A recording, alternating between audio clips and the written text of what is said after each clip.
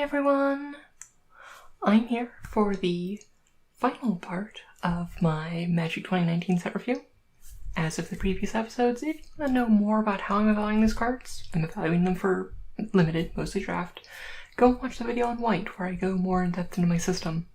I will be changing this up and adding kind of like a point system when I do the full set for Ravnica, but that is not now, so we're just gonna hop right into it. Today we are doing the gold cards, the artifacts, and the land, so a bit more varied back. And jumping right into it, we have our first gold uncommon. Most of these, for the most part, generally mon sets, they kind of define the archetypes that you're looking at for the set.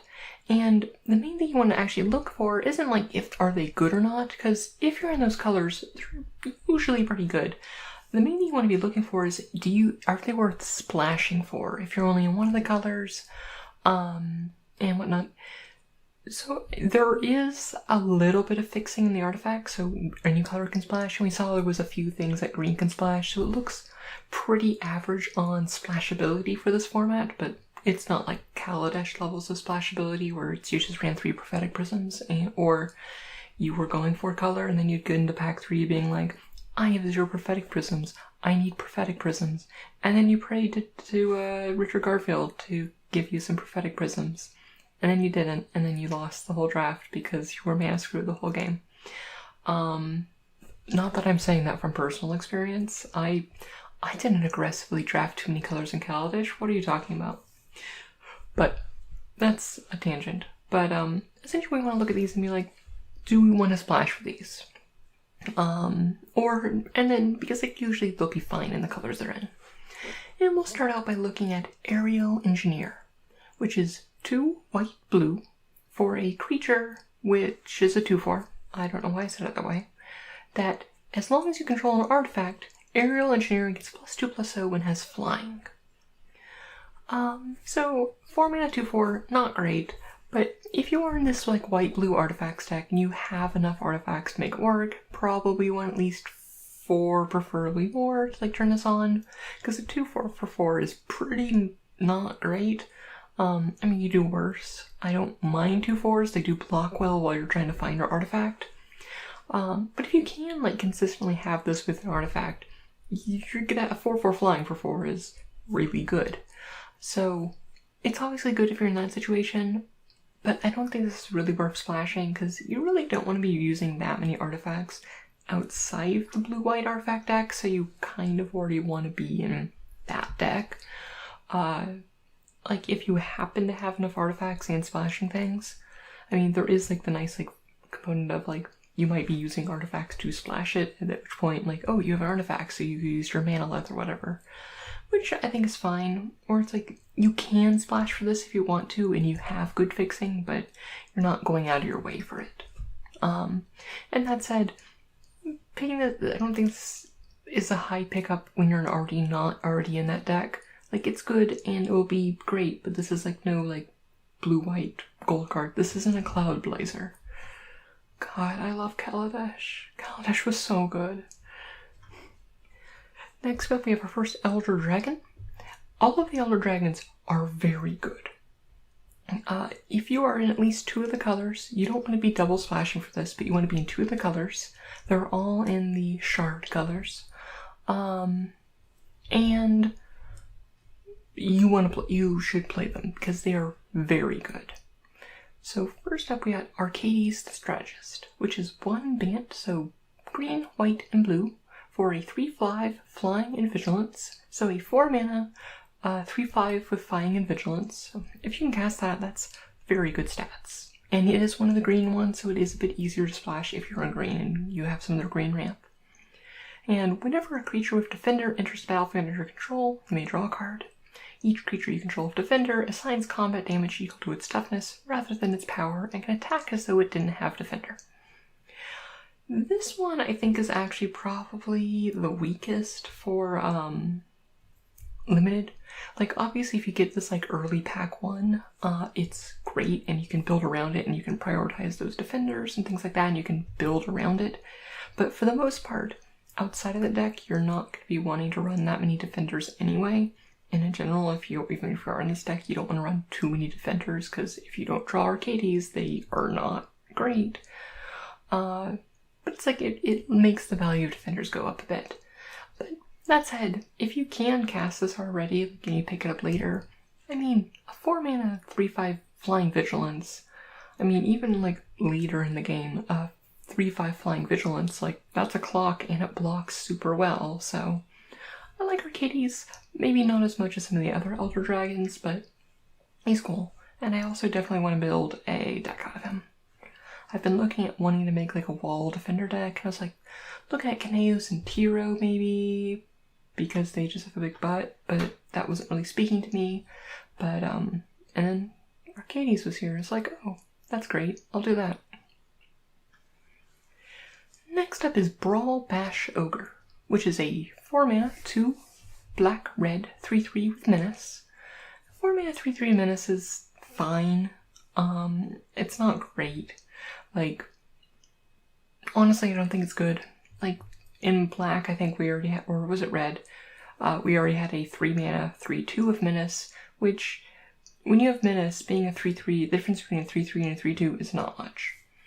And whenever it attacks, you may sacrifice another creature. If you do, it gets +2/+2 until end of turn. This is no Fallen Angel. This is no, a lot of those kind of like sack a creature to give it a power boost, because you have to do it when it attacks.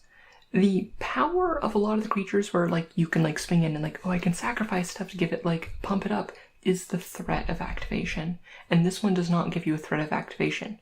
If you swing and don't sacrifice, you haven't made it. You have to make that decision before they block. And usually they'll just be like, okay, I take 5. So it's like, unless you're like winning the game there, like you're training a character for 2 damage, which just isn't good. This is just like the set, like obviously if you have something like, if you have like a couple reassembling skeletons, but honestly, I don't even feel like this is good in the black-red deck. I don't like the sacrifice deck. I don't think it's good, for reasons I've said in the black and red videos. And this I don't think is a good card, and I wouldn't run it. I would run it if I'm already in those colors and I need 4 drops, but I think you can have better 4 drops, because its stats aren't great, its ability isn't that great. You don't want to be sacrificing creatures for 2 points of damage. If it was a 4-mana, 3/3 Menace, sacrifice a creature, it gets +2/+2 in every turn, that would be great, and I would actually really like that card. Or if it said, you can only do this once per turn, because to prevent yourself by like swinging in and sacrificing your whole team, I would still like that so much more than this design. Like, make that decision before blocks are declared really hampers its ability to be good. And yeah, I am not a fan of Brawl-Bash Ogre. Next up is Chromium the Mutable, which is 4 white, blue, black, so Esper, for a 7/7 with flash, flying, and it cannot be countered. So 7 mana is a tall order. You are probably gonna want like some mana lifts or whatnot, or some sort of ramp and fixing to get this into it, because you are having to splash. But just for that alone, a 7/7 flash flying is very good. Like, you sneak in, you ambush one of the creatures, you get to kill it, then you get to, like, if they don't attack, you just flash this end of turn and you're swinging in for 7 in the air, which is great. 7 mana, 7/7 flying, like 7/7 flying is a clock that needs answering. It blocks pretty much almost everything in the format except for like a few big green creatures. And it has another ability. You can discard a card, and until end of turn, it becomes a human with base power, toughness 1/1, loses all abilities, and gains hexproof. It cannot be blocked this turn. It's almost like, unless you have no cards in hand, this is almost impossible to remove in limited. Unless you have like 1 card in hand, they have like 2 combat tricks to like, that are both like, it's just, there are very few answers to this. And this, like, it is 7 mana, it is hard to cast, but this is one where you should be bending over backwards to try to make work in your deck. Because this is a threat that isn't only just great stats, it's hard to answer. I would need to go back and find out what's the answer besides hope that my opponent blunders and has no cards in hand. That said, when you're playing this, make sure you always have things to discard to him, because you are not, like, the only way to kill this guy really in limited is to kill your opponent. And they have a 7/7 flyer, which can, if they're at risk of dying, can block almost anything. So, yeah. Chromium is very good. Next up is Draconic Disciple, which is 1 red-green for a 2/2. 3 mana 2/2, and you can tap it to add 1 mana of any color. So this is one that helps you splash. You don't want to splash for this because you don't want to splash for something that you'd be using to help you splash for other things. But, I mean, it will help, like, if you are in the Jund or Naya dragons in your deck, like, that helps there, and also helps you ramp you into your bigger dragons. And you can, later in the game, you can pay 7 and tap it to sacrifice it and create a 5/5 dragon creature token with flying. And so late game, you can either, like, block with it and then, like, turn. Like, it does require you to have 7 mana, not counting this guy. But that's more of kind of like a contingency plan. And he has a 2/2, which, like, isn't like a Llanowar Elves, which are pretty much kind of useless in combat. Like, this guy does tussle in combat a little bit if you need to block with him. So, if you are in red-green, I like Draconic Disciple, but I don't think he's, like, super necessary. Like, you don't want to splash for him. But if you do, like, that's not bad. I don't think most games you're probably not going to be getting that 5/5 dragon, but you might. And if you do, that's great, and that's good upside. But, yeah, I think he's fine. Nothing insane. Next up is Enigma Drake, which is 1 blue and red for a flying with star and 4, and its power is equal to the number of instants and sorcery cards in your graveyard. This is one that's interesting, where it's like, if you are in the instants and sorceries deck and you do have critical mass of probably 5, preferably more instants and sorceries, and, like, if you play this and it's a 1/4, 1/4 for 3 flying, it's fine. If you play it, like, and then 2/4 for 3 flying is starting to get, like, quite nice. Like, that's just, like, a real nice flyer and real nice speeder. And then anything beyond that is just gravy. So, and I don't think it's a tall order for that Instants and Sorceries deck to have 1 or 2 Instants and Sorceries in their bin. So, I mean, if you're in this deck, this is great. But again, kind of like the Azorius one, it requires things more than just the mana to enable it to work, and you probably don't have the same critical mass of instants and sorceries outside of this blue-red deck. So you probably don't want to be splashing for it unless you have a really weird deck, but in that deck, this can be just a real problem for your opponent, because it scales with the game, it does other goals, it has great art. Enigma Drake's cool. Next up we have Heroic Reinforcements, which is 2 red and white with a sorcery that says create 2 1/1 white creature tokens. Until end of turn, creatures you control get +1/+1 and have haste. So you play this and you get to swing in for like 2/2 worth of like haste like that turn. Like ultimately, like if you're not swinging in that turn, you're paying 4 mana for a 2/2's worth of stats, which isn't great. This is one where it's, again, you need the support, you need to have the other token makers and be able to go wide and use this kind of as like a finisher, rather than like, I would like count this kind of like one of the, not overrun, but like some of the other like kind of like charge effects and whatnot that happens to give you some tokens at the same time. I don't think this is great. I think this is a mediocre. I would like this a lot more if it was instant speed, because then it's like you could also use it on defensive, or you'd like, oh, I come in and put this in. It also makes sense because it's heroic reinforcements. It's like, oh, we're coming to defend you and save the day. But, yeah, I don't really love this, and while there was some support in like red-white for the like go-by kind of like token-esque strategy, there wasn't that much, all things considered, and I don't know if there's enough to make it work. That said, I mean, if you're in those colors and you do kind of like have it, like a few other token makers and you're going wide, this is a fine finisher, but it's by no means a premium card that you want to pick up, and it's no draw to be in these colors. Nicol Bolas, the Ravager, which is a 1 in Grixis, so blue, black, red, for a 4/4 with flying. 4 mana, 4/4 flying, I'm in. And when it enters battlefield, each opponent discards a card. Sweet, cool. So 4/4 flying that also hits your opponent's count for cards, so it stays even on card advantage. You get a 2-for-1. I'm in for that. You can also pay 4 in Grixis to exile, so 7 mana, to exile him and return his battlefield transformed, or he transforms into a Planeswalker. And that Planeswalker is Nicol Bolas the Arisen, which is a 7 mana loyalty Planeswalker with +2, draw 2 cards, -3, it deals 10 damage to target creature or Planeswalker, -4, put target creature or Planeswalker card from a graveyard onto the battlefield under your control, and -12, exile all but the bottom cards of target player's library.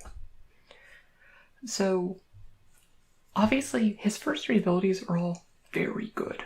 And Nicol Bolas is just a very good card, and I don't need to tell you that this is a very good card, where its base stats are like great, and you'd play that card for 4 mana, 4/4 flying discard card. And honestly, if you don't get to flip him, like, that's fine. Like, I think there are situations where you want just a 4/4 flyer instead.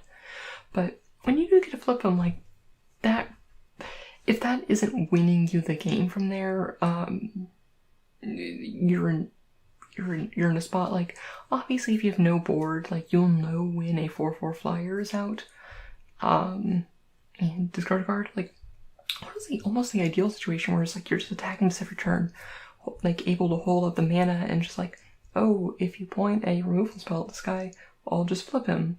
Okay, that's cool. Obviously, also be careful when you activate his ability not to run into a removal spell, because it will die before it transforms. So don't necessarily, be wary when you're transforming him, but otherwise it's like, you just can't go wrong with him. Like, he's just power all the way through, and it's useful in almost any situation.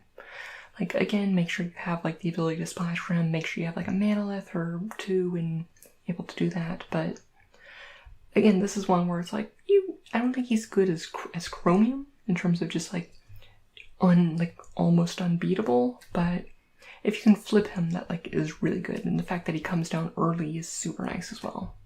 So I like Nicol Bolas is very good. Next up is Palladia-Mors, the Ruiner. She is a 6 mana, so 3 in Naya, so 3 or red, green, white for a 6/6 with flying, vigilance, and trample that also has hexproof if it hasn't dealt damage yet. So it gets to get in once, and then it's open to removal and whatnot. But I mean, you're in green, so it's easier to splash for, or to get your last color, and you're getting a 6/6 flying, vigilance, trample, like, that resist, like, doesn't get removed right away. I mean, it's nothing fancy, but it gets the job done. So, Palladia-Mors, there's not much to say about it. It's just solid stats, solid keywords. Like, you don't get the feel bad moment of like casting it and then getting it removed immediately. Yeah. It's just solid. Next up is Poison Tip Archer, which I think is the best, maybe second best. It's one of the top 2 uncommon gold cards, which is 2 black-green for an elf archer that's a 2/3. So 4 mana 2/3 with reach and death touch. 4 mana 2/3 reach and death touch, I think it's a fine card. Like, we saw the amount of just like powerful flyers there were, so there's like trades of all of the dragons and big demons and whatnot in the format. and has the line of text of whenever another creature dies, each opponent loses 1 life. Like in any sort of like grindy attrition match, this just clogs up the board. It like stops flying assaults, and like any things that incidentally die, your stuff or theirs, like just gets incidental value with. That it doesn't really fit into specifically into like any one given strategy besides just like grindy value, but it does it extremely well. Like honestly, I think this become like just honestly I think this is also great in Commander, where like this is probably one of the cards that like honestly if you're running black green, this is probably close to an like could be an auto include in any like creature based black green strategy or anything that includes black green, just because it's like it for its main disincentivizing of board wipes, because it turns any board wipes into just this drain to everyone's face, and that's just like any sort of like aristocrats type stuff, as well as like discouraging attacks towards you. So yeah, no, Poison Tip Archer, very nice. Also something this is one I think that's worth splashing for. So yeah, no, Poison Tip Archer, very nice. This is the other one, which I think is probably up there for like the best gold card, which is Psychic Symbiont, which is a 6 mana, so 4 blue, black, for a 3/3 flying.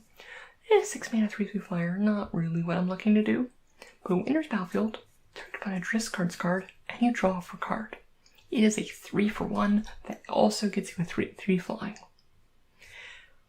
This is so good. Like, there's not much to talk about. You get to attack your opponent's hand, draw a card, it replaces itself, and it's a 3/3 flyer, which is a solid body. Again, very good, worth splashing for if you can, and yeah, no, just super nice. I mean, it's no Denrova horror, but I mean, it's pretty good. Yeah, I like it. Psychic Symbiont. Nightmare horror. That seems redundant. Like, you're a nightmare and a horror. Like, oh, yay, you're both. Good for you. Next up is Regal Bloodlord, which is 3 white, black for a 2/4 flying. So, 5 mana, 2/4 flying, really not what I'm looking to do, but you could do worse. And at the beginning of each end step, if you gain life this turn, create a 1/1 black creature token with flying. If you have enough like enablers, if you have like at least like 3 or so enablers for the life gain deck, this is real nice, because you get to pump out like little guys that like 1/1s of flying are no joke, and do things. If you don't have that many enablers, this isn't embarrassing to run, but it's still not great. Like, if you have the enablers and you need a splash for it, obviously it's not bad, but it's like, again, you're probably going to be in white-black if you want this, and it requires the other baggage that this archetype wants to make it work well. But that said, I don't think it's bad. It's fine. And honestly, but we also said that like, we were looking at those colors, is that the enablers are not actually that hard to get. It's the payoffs.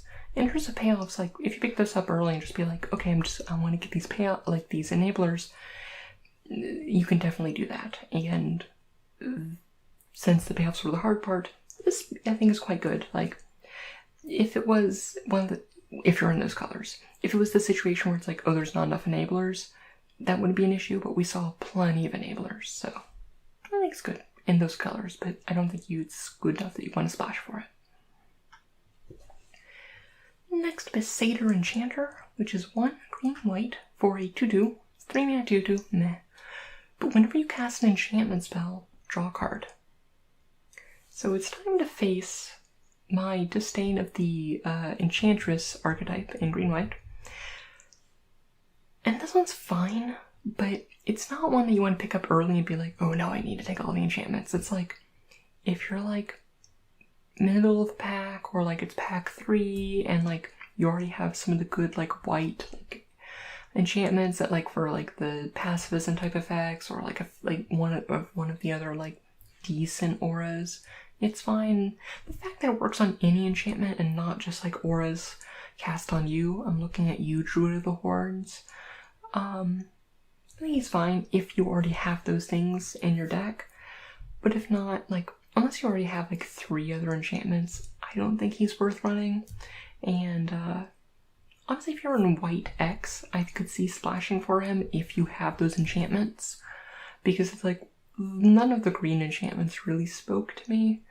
But again, it's just, this guy does not define the archetype, and this guy doesn't fully make up for the general weakness of the enchantments and auras and stuff in the set to begin with. So,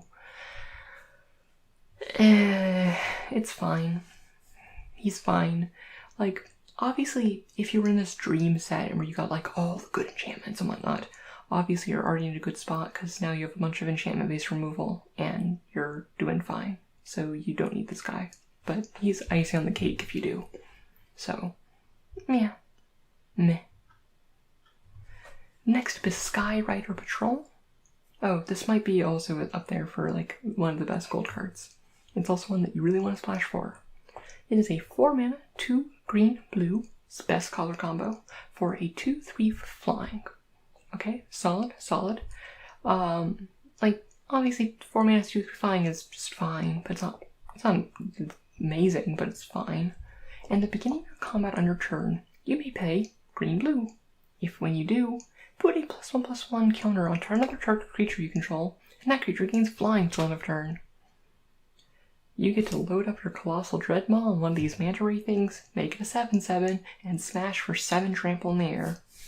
This guy will win games.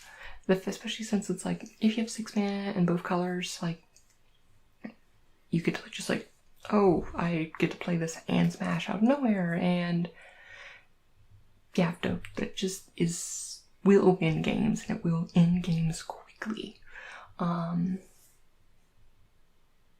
Yeah, there's not much else to say. Like, it's also worth splashing for.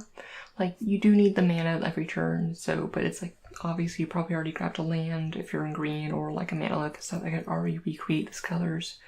Like, this isn't like Ixalan where it's like a lot of your splashing is in treasure, which is only 1 use, but that isn't an issue for this format, so yeah, Skyrider Patrol is just very good. Very good. And also, all of them are in Sultai, which is conveniently the best color combination. Ooh, yeah. Just run this with your, like, Death to Archer guys, and your not Denrova horrors. I forgot its name. Yeah. Next up we have Vivictus Samdi the Dire, which is 3 black, red, green, 6 mana for a 6/6 flying. Good. And whenever it attacks, for each player, choose target permanent that player controls. Those players sacrifice those permanents. Each player who sacrifices a permanent this way reveals the top card of your library, and then puts it onto the battlefield if it's a permanent card. So first of all, this is not a may. This is, you must do that. So essentially, every time you get to nuke their best thing and your worst thing, which you can also choose a land, which is useful, because it's like, by the time you're like casting this thing, you've probably spent all, like, this is probably the top of your curve in most decks, so it's like, you don't mind going back down to like 5 mana or so, unless you have a reason not to.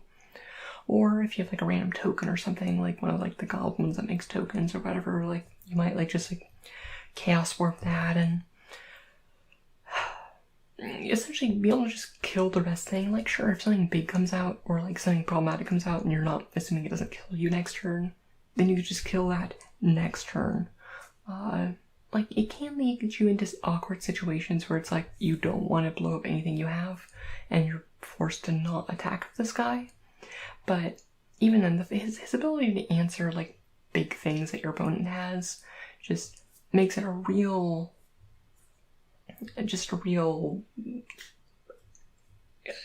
engine for you, all the while you're hitting them for 6 in the air each turn. So they're not going to survive for very long, and just them not be able to play out anything big unless they get, like, I don't know, like, the only, like, there will be situations where this goes wrong and you get to like flip out their Chromium or whatever, but those situations, like, on average, like, that is not likely to happen. You're much more likely to hit like a random like 3-drop or a land when you like took out their Colossal Dreadmaw or something like that, where it's like you're usually and like at the same time also you might flip one of your things on, and since you're trading a low value thing, you are on average gaining more value. There will be those feel bad moments where you like it's a real bad exchange for you, but at the end of the day, even if it's a bad exchange, you just hit them for 6 in the air, so what are you complaining about? Okay, on to the artifacts. We have Amulet of Safekeeping, which is a 2-mana artifact, which says whenever you become a target for a spell or an ability an opponent controls, specifically you, not permanents you control, counter that spell or ability unless its controller pays 1. Creature tokens get -1/-0. This is a constructed card, don't play this unlimited. Enough said. Next up is Arcane Encyclopedia, which is a 3-mana artifact with 3 and tap it, draw a card. I should also note that if you are in this blue-white deck and you have some of the artifact payoff cards, all these artifacts go up slightly in value. Obviously don't play out outright bad cards, just reevaluate playing your, some of your payoffs, but just keep in mind that these do go up in value if you are in that deck and you have those payoffs for having artifacts. But Arcane Encyclopedia, 3 mana, you can pay 3 and tap it to draw a card. If you're a grindy deck, this is just a card value engine that will win you the game. Like, being able to draw 2 cards each turn is really powerful, and this is a nice cheap way. Obviously it's not cheap, you are paying 3 mana in early game if your game being down, this is a bad draw, but it gives you card advantage, and you might want to sideboard it out if you're against a very fast opponent, and it could end up being unplayable if the format ends up being too fast. But so far it seems like the format is pretty averagely paced, so I think this will be quite good.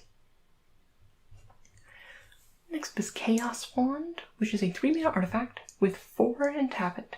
Target opponent exiles cards from the top of their library until they exile an instant or sorcery card. You may cast that card without paying its mana cost. Then put the exile cards that weren't cast this way on the bottom of their library in a random order. This is, I think, very good.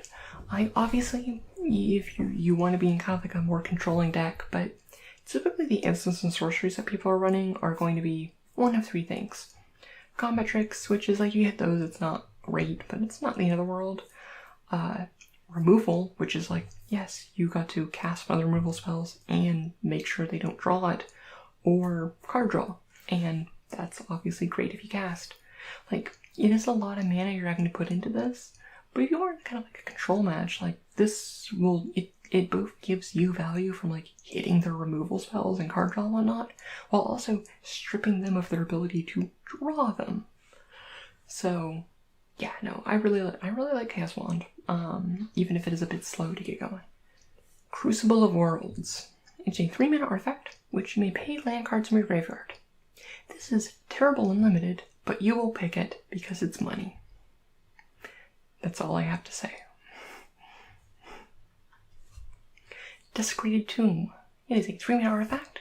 Whenever 1 or more creature cards leave your graveyard, create a 1/1 black bat creature token, flying. Again, this is a constructed card. There isn't really that much graveyard recursion and whatnot.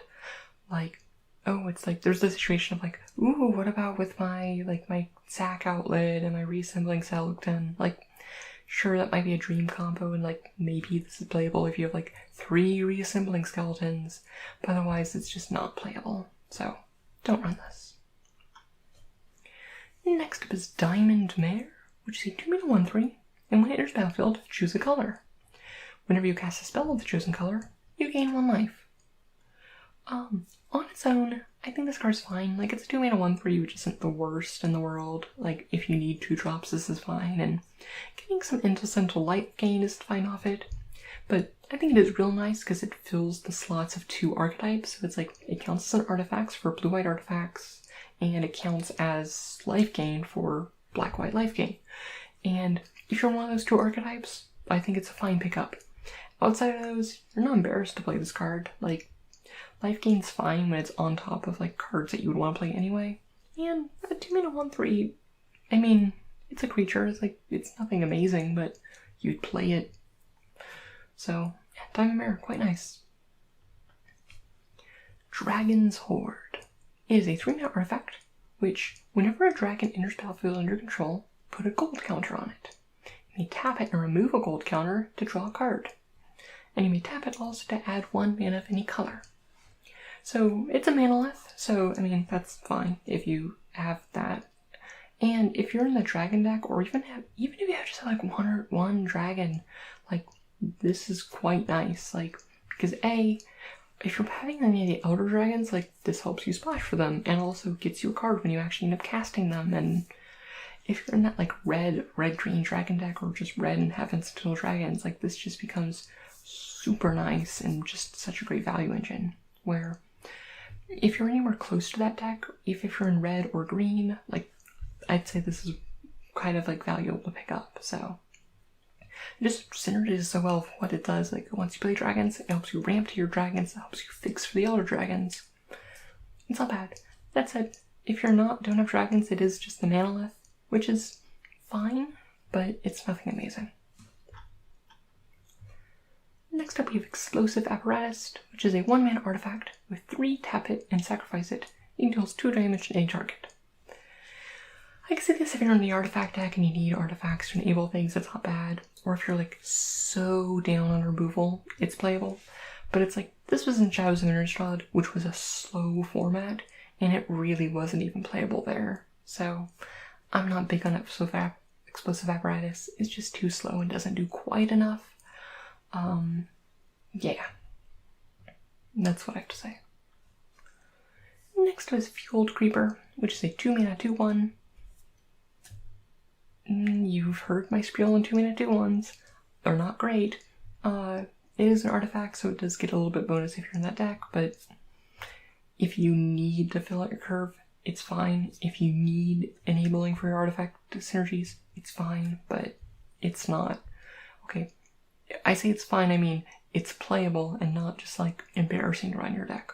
If you don't need one of those things, don't run this. Next is Fountain of Renewal, which is a 1-mana artifact. At the beginning of your upkeep, you gain 1 life. You also may pay 3 and sack it to draw a card. This is very good. It fits into multiple strategies, both artifacts and life gain. Also the fact that it's honestly, the fact that it replaces itself late game means I think it's actually viable in almost any deck. Because you play it turn 1, you'll get some instant life, and you get to cash it in late game. If you draw it late game, you play it and cash it in. I think it's good all around. Obviously, it's better if you want the artifact or the life gain. And for the life gain, if you have those payoffs, like this is just an engine in guaranteeing you that life gain every turn to turn those things on. Yeah, no, Foundry Renewal just gets the job done. And the fact that if you need the card draw late game and like cycle it, you can do that, and that is just a great option.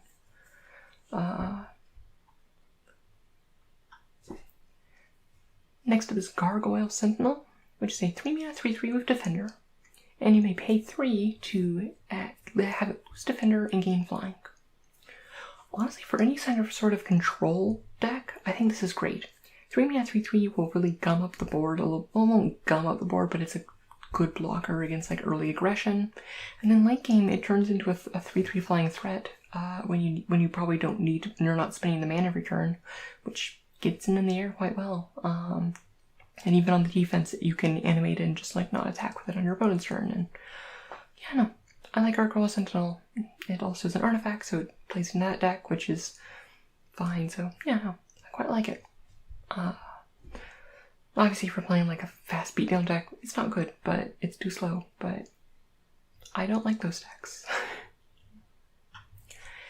Next up is Gearsmith Guardian, which is a 5-mana 3/5 that gets +2/+0 as long as you control blue creature.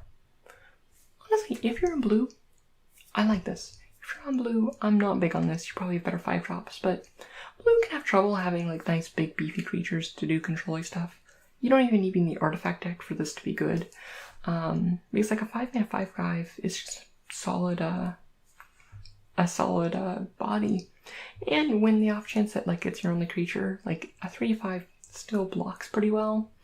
So yeah, I like Gearsmith Guardian if you're in blue. If you're not in blue, I'm not big on this. Just consider this to be a blue card that doesn't cost blue mana.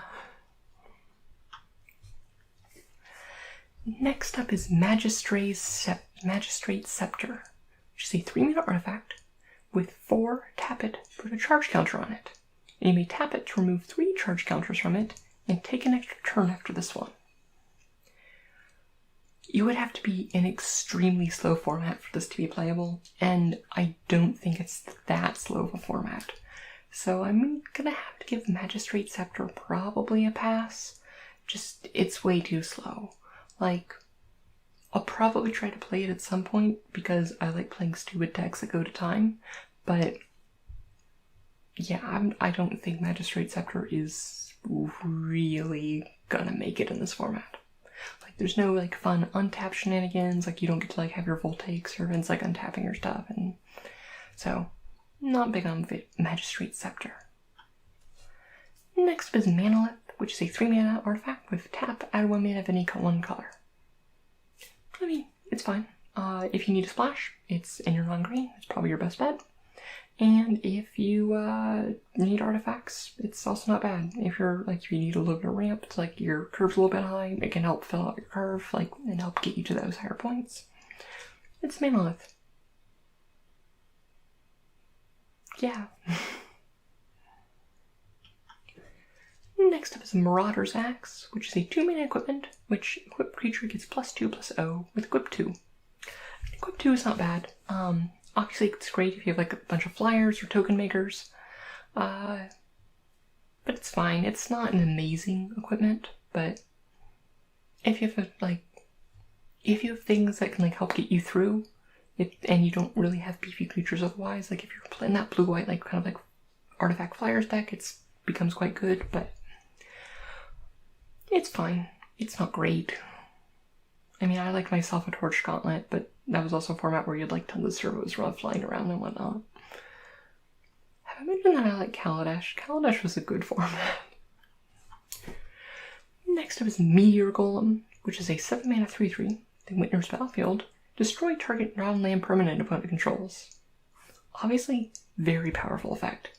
It is 7 mana, that you're only getting a 3/3, but also you get a kill spell out of it. I would say you probably want 1 or 2 sources of ramp to get there.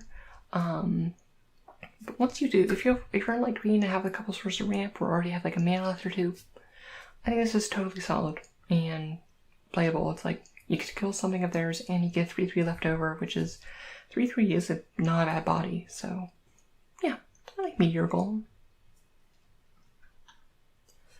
Millstone, which is a 2-mana artifact with 2 tap it. Target player puts top 2 cards of their library into the graveyard. And this is not the format for Mill. Sorry, Millstone, but it's not your day. Rogue's Gloves, which is a 2-mana artifact equipment, which whenever an equipped creature deals common damage to a player, you may draw a card with equip 2. I could see maybe if her like in this like a flyers deck with like lots of evasive creatures, or like that one, like a couple of those spirits that like can only be blocked by spirits, like it becomes quite good, but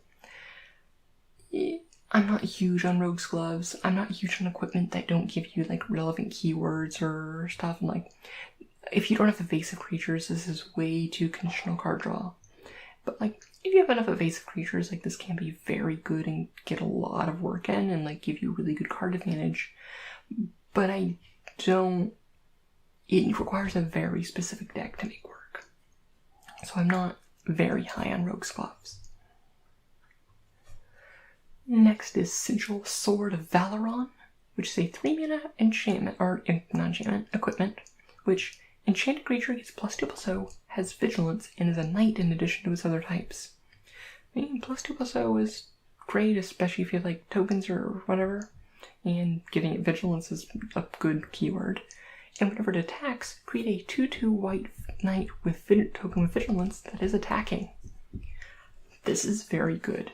It is equip 3, so that isn't a problem, but it has decent stats, and it creates a 2/2 every time it attacks, which, unless they're like, have a huge board with like blocking out, like, oh, if they killed my guy with the Sigil Sword of Valoron, I can now equip the Sigil Sword of Valoron to this new creature, and thumbscroll ran.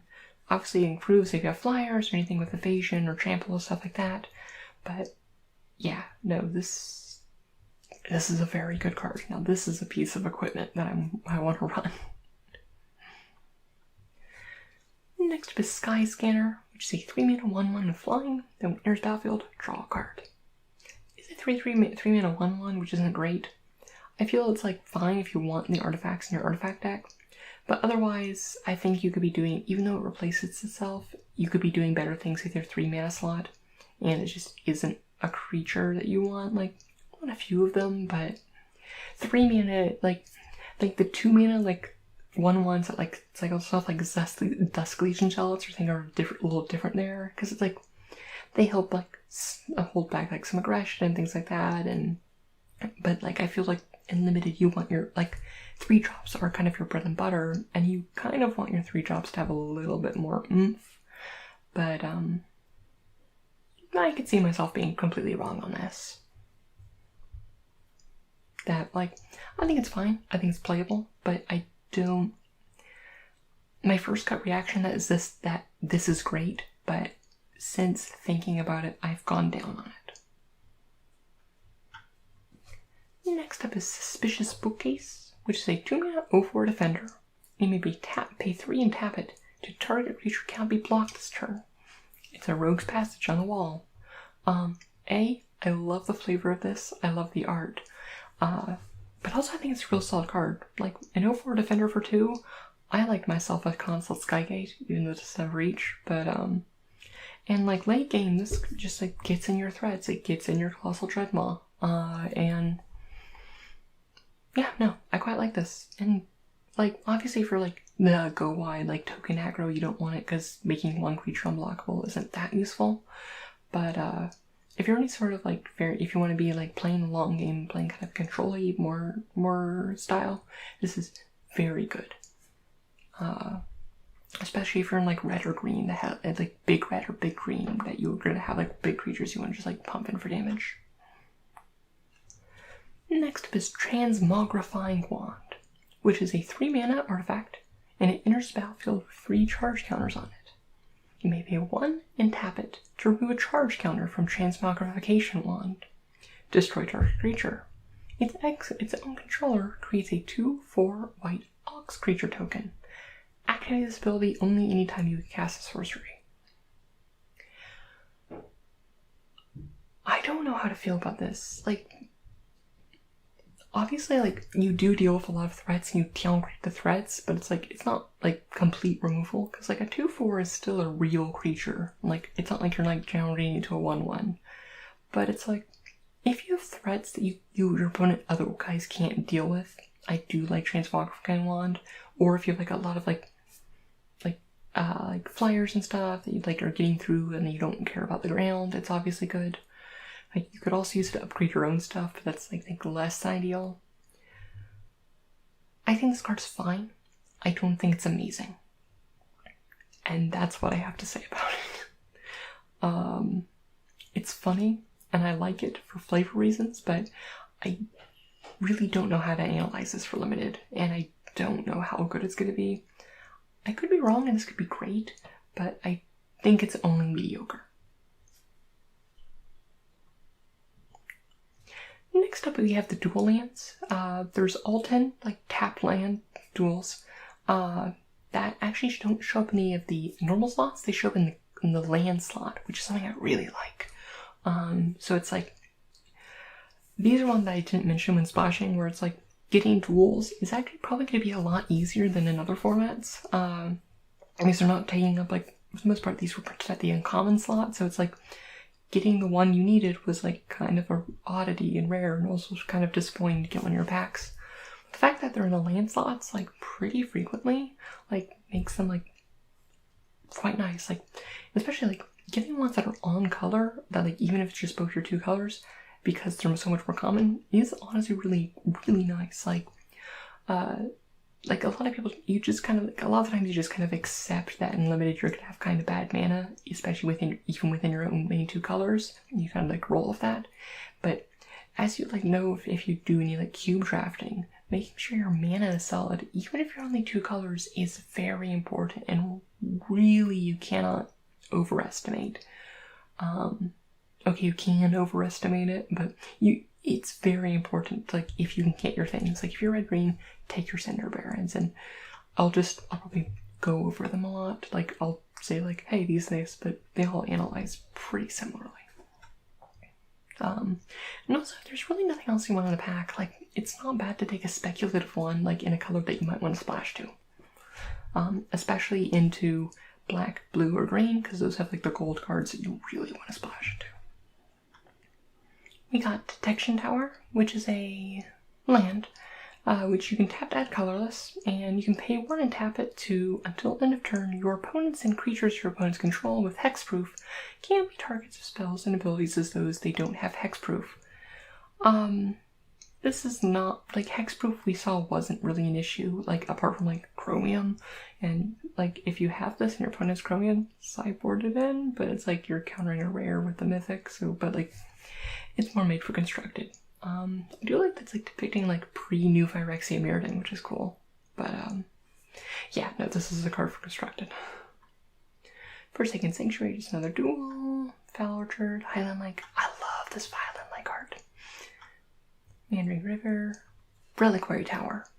It's a land which says you have no maximum hand size. You may tap to add colorless. Having more than 7 cards in hand isn't an issue in limited, so you don't really need to prioritize these. That said, I'm glad it's getting a reprint. It was getting expensive, and it's kind of almost an auto-occlude in most EDH decks. Rupture Spire, which it's a land that enters battlefield tapped, and when it enters battlefield, sacrifice it unless you pay 1. So, enters battlefield tapped, and you have to tap another land.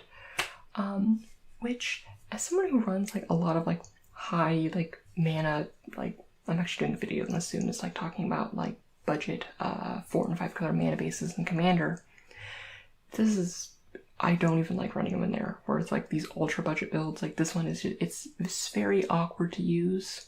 That said, like, if you're desperate and you really want to, like, cast your Chromium or Nicol Bolas, I think those are the 2 ones you might want to, like, go bend over backwards to try to cast. Maybe you'll run it. But otherwise, like, I often find this way too awkward. Like, if you need fixing and you don't have anything else, this is fine, but it's not great. So yeah. Stone Quarry, Submerged Boneyard, Timber Court, Jungle Expanse, all duels, Woodland Stream. And that is it. We're into the basic lands, which are all reprints for the most part. But, Valara. But that said, I do enjoy, whatchamacallit, a lot of, like, the core set art, I feel, is, like, a lot, like, I don't know, kind of underrated. Like a lot of, like, the main, like, planes, like, basic lands get, like, all the attention. But, there's something nice about just, like, very, like, kind of, like, standard, like, generic, like, landscape art, which I really like and really appreciate. And I love basic lands. But, yeah, no, that's, this has been my set review for M19, so let me know if you disagree with anything I've evaluated here. Like, I'm excited for this. I have pre-release in a few days, and I hope you all have a great time there. I'm really actually, like, this is my first core set, because I started back in Shadows, so there hasn't been core sets since I started playing, so I was, like, kind of, like, nervous, being like, is it going to be, like, too straightforward and I'm not going to enjoy this, because I enjoy high complexity formats a lot. But it actually seems like really interactive, despite, like, a lot of, like, the commons and uncommons being, like, fairly straightforward. It still seems like a really neat format, and I'm excited to try it out. And if nothing else, even if you're really good at the game, core sets are a great way to just, like, focus and reinforce your fundamentals of limited and really hammer in on, like, the things that makes limited tick, like making it, like, keeping track of making sure you have a good mana curve when drafting, prioritizing removal and, like, priority creatures, and good, like, threat balancing and things like that. And also to get your friends into Magic, because the world needs more Magic. Yeah, I need more people to play Magic with in real life. My Commander group's almost never meets anymore. But yeah. Well, I'm gonna leave you all here, and I hope you enjoyed the series, and I'll see you again for Ravnica. Also for next Monday's video, but Ravnica for back when we're in, like, set review mode. Well, until then, I hope you have a wonderful night, and may your stories smile upon you.